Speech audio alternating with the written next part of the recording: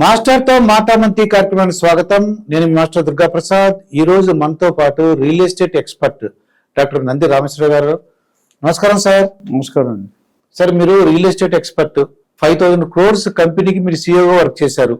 ఒక 15,000 ట్రాన్సాక్షన్ కి హెల్ప్ చేశారు. అలాగే 15,000 రియల్ ఎస్టేట్ ప్రొఫెషనల్స్ కి మీరు హెల్ప్ చేశారండి. టాప్ ఎమర్జింగ్ సిఇఓస్ మీరు ఒకరు. మీ అనుభవాలు చాలా ఉన్నాయి కాబట్టి కొన్ని మాకు డౌట్ ఉన్నాయి సార్. ఏంటంటే ఉదాహరణకి మీకు చాలా డౌట్లు ఉంటాయి ఇప్పుడు. ఉదాహరణకి పిఠాపురంలో పవన్ కళ్యాణ్ గారు అంటే డిప్యూటీ సీఎం గారు ఒక స్థలం కొన్నారు.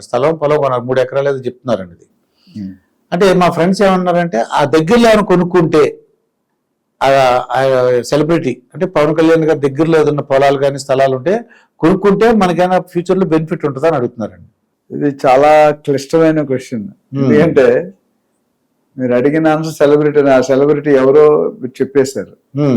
అయితే రియల్ ఎస్టేట్ పెరగడానికి కొన్ని ఫ్యాక్టర్స్ ఉంటాయండి. ఆ సెలబ్రిటీ కొన్నారా, మీరు కొన్నారా, నేను కొన్నానా అనేది పక్కన పెడితే రియల్ ఎస్టేట్ ఏ ఫ్యాక్టర్స్ మీద అప్రిషియేట్ అవుతుంది అనేది మోర్ ఇంపార్టెంట్. మనం అంతకుముందు 4-5 వీడియోలో కూడా చెప్పాము. సో ముఖ్యంగా real estate celebrity Durga Prasad, Rameshwar Rao లేకపోతే కాదు. సో సెలబ్రిటీ నేమ్ ఉంటుంది, కొద్ది వాల్యూ ఎడిషన్ అనేది అవుతుంది. బట్ కొనుక్కునే విధానం, ఆయన ఎందుకు కొనుక్కున్నాడు, ఆయన ఏ పర్పస్ కొనుక్కుంటున్నాడు, మీరు ఏ పర్పస్ కొనుక్కుంటారు అనేది ఇక్కడ తేడా ఉంటుంది. ఆయన దేనికి పర్పస్, మన పర్పస్ ఏంటి? అది ఇప్పుడు మీరు ఆయన ఫామ్ హౌస్ కొనుక్కున్నాడు అనుకోండి, కేసీఆర్ గారి ఫామ్ హౌస్ ఎక్కడ అవుతుంది, ప్రభాస్ గారి ఫామ్ హౌస్ ఎక్కడో ఉంది.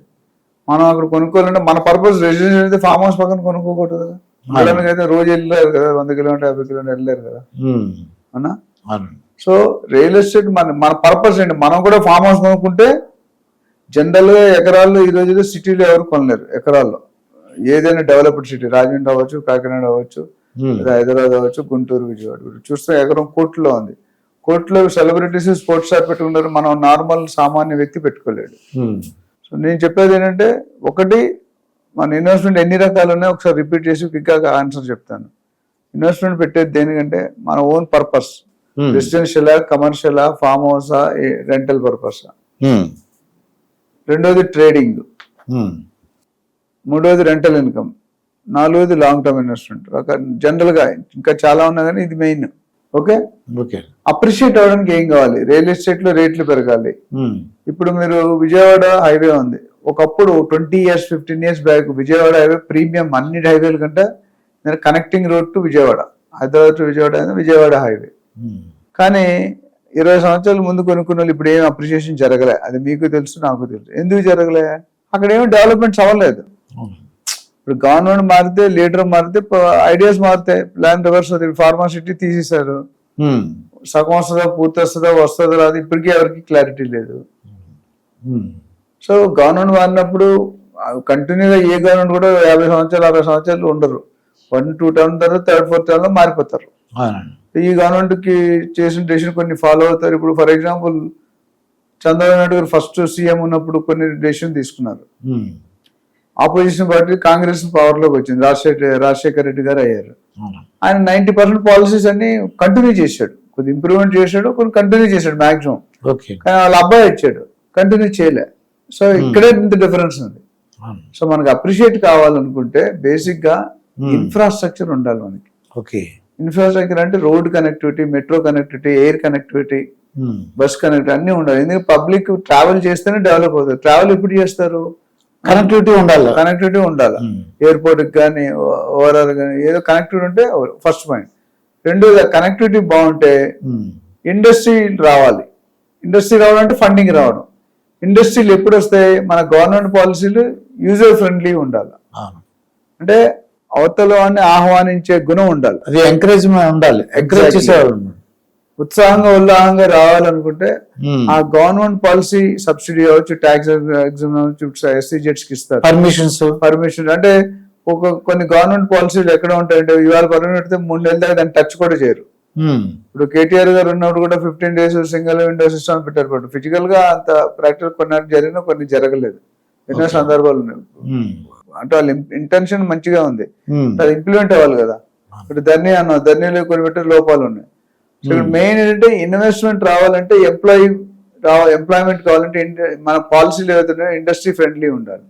అంటే మన ఇప్పుడు ఏపీలో కానీ తెలంగాణలో కానీ ఇన్వెస్ట్మెంట్ పెట్టాలంటే టూ మచ్ డాక్యుమెంటేషన్ పెట్టి వాడికి ఇంట్రెస్ట్ ఉంటుంది, ఇది అప్రూవ్ చేయడం ఇది చేయడం అది.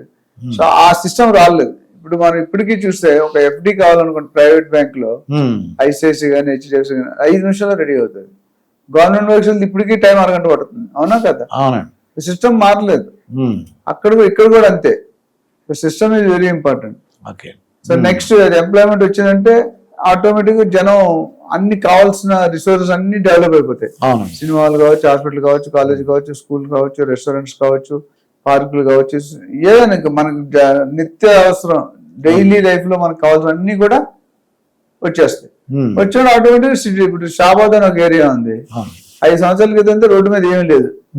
ఈ రోజు వెళ్తే లెఫ్ట్ రైట్ 3-4 కిలోమీటర్ ఫుల్ అయిపోయింది. సో ఇక్కడ కావాలంటే పవన్ కళ్యాణ్ గారు కొన్నారా, ఎక్స్వైజ్ కొన్నారా, ఒకటి పర్పస్. రెండోది సెలబ్రిటీ పేరు చెప్పుకొని చాలా మంది వాడతారు, బట్ అది కొన్ని సందర్భాల్లో యాడ్ అవుతుంది డెఫినెట్ గా. కొన్ని సందర్భాల్లో యాడ్ అవ్వకపోవచ్చు. ఎందుకంటే నీ పర్పస్ రెసిడెన్షియల్ ఫ్లాట్ అయితే నువ్వు వెళ్ళి సిటీ బయట 3 ఎకరాలు ఉంది, 4 ఎకరాలు ఉంది కొనలేరు మీరు. దీన్ని బట్టి మీరు దీని బెస్ట్ సొల్యూషన్ అంటే నేను ఆల్వేస్ చెప్తాను, ఆ రంగంలో నిపుణులు ఉంటారు, experts in real estate agents కానీ కన్సల్టెంట్ కానీ, వాళ్ళని సంప్రదిస్తే మీకు కరెక్ట్ సొల్యూషన్ ఇచ్చే అవకాశాలు బాగా ఉంటాయి. లేకపోతే మీరు పెట్టేసిన తర్వాత సెలబ్రిటీ అమ్మేవచ్చుగా, అమ్మకూడదు అని ఏమైనా రూల్ ఉందా? ఇప్పుడు ఒక ఏరియాలో చెప్పను, ఒక ఏరియా ఉంది SEZ డిక్లేర్ చేసి ఉంది, ఇన్నర్ సోర్స్ గవర్నమెంట్ ముందే వచ్చేస్తుంది. ఇప్పుడు అమరావతి ఉంది, అమరావతి వస్తుందని అందరూ ఇన్వెస్ట్ చేశారు, తర్వాత అమ్ముకునే చాలా మంది ఉన్నారు. లాభాలు అమ్ముకోలేదు, నష్టాలు ఎవరికి తెలియదు అమరావతి క్యాపిటల్ కాదని. బట్ చంద్రబాబు నాయుడు డిక్లేర్ చేసిన ముందే 6 నెలల ముందే అన్ని కొనుక్కున్నారు జనాలు అందరూ, రేట్లు పెరుగుతాయని. Hyderabad second capital of India చేస్తా అన్నాడు, అయితే యూనియన్ టెరిటరీ చేస్తా అంటాడు మోడీ గారు. ఎప్పుడో ఉంది, అది వస్తుందంటే హైదరాబాద్ లో రేట్లు టచ్ చేయలేము మనం. వెలుగు రాలేదు, వస్తుంది అంటున్నారు. ఎప్పుడు వస్తుంది మీకు తెలియదు, నాకు తెలియదు. ఇవి ఏంటంటే కొన్ని ఇఫ్స్ అండ్ బట్స్ ఉంటాయి. గవర్నమెంట్ ఫీల్ ఇవ్వటం, అటైనా చంపవచ్చు, ఇటైనా చంపవచ్చు. గవర్నమెంట్ ఇప్పుడు ఉంది, 5 సంవత్సరాలు వీళ్ళే వస్తారని తెలియదు కదా. అప్పుడు నార్మల్ ఎమ్మెల్యే కూడా నార్మల్ పర్సన్ అయిపోతారు సెలబ్రిటీ. సో ఇది చాలా difficult question. Individual case to case మనం నిర్ణయించి కొనుక్కోవడం ఉత్తమం. ఏమైనా సరే రియల్ ఎస్టేట్ ని ఎక్స్పర్ట్ వాళ్ళు అప్రోచ్ చేసుకుంటే మంచిదండి. మంచిది, ఎందుకంటే వాళ్ళకి తెలుసు ఫ్యూచర్ లో ఇక్కడ ఏం వస్తాయి, ఇక్కడ ఏం రావు, ఏ డెవలప్మెంట్స్ అవుతాయి, పోర్ట్ దగ్గర ఏమైనా వస్తుందా. ఇప్పుడు పోర్ట్ అనేది మేనేజ్మెంట్ అంతా అదాని అంబానీలకి వెళ్ళిపోతున్నాయి, మీకు తెలిసిన మ్యాటర్. అవునండి. సో మొత్తం ఇండియా మొత్తం A² అవుతుంది, అదాని అంబానీ. అది మన మార్కెట్ ఇక్కడే కాదు, మొత్తం ఇండియా మొత్తం సగం ఆయన ఆక్యుపై చేసుకుంటున్నారు, సగం ఈయన చేస్తున్నారు. సో వాళ్ళు వచ్చేవాడు, వాళ్ళు ఆర్డినెన్స్ ఫ్యాక్టరీ ఉంది, కొన్ని 1000 ఎకరాల్లో ఉంది, దాన్ని రిలయన్స్ తీసుకుంటున్నారు అని చెప్తున్నారు. రిలయన్స్ తీసుకుంటే వాళ్ళు వర్కింగ్ వేరు, మన వర్కింగ్ వేరు. సో ఇలాంటి ఫ్యాక్టరీలని చూసుకొని కొనుక్కోవడం బెటర్. ఇదండి నంది రామేశ్వర గారితో జరిగిన ఇంటర్వ్యూ. మరొక ఇంటర్వ్యూతో మీ ముందుంటాను, మీ మాస్టర్ దుర్గా ప్రసాద్. నమస్కారం సార్. నమస్కారం అండి.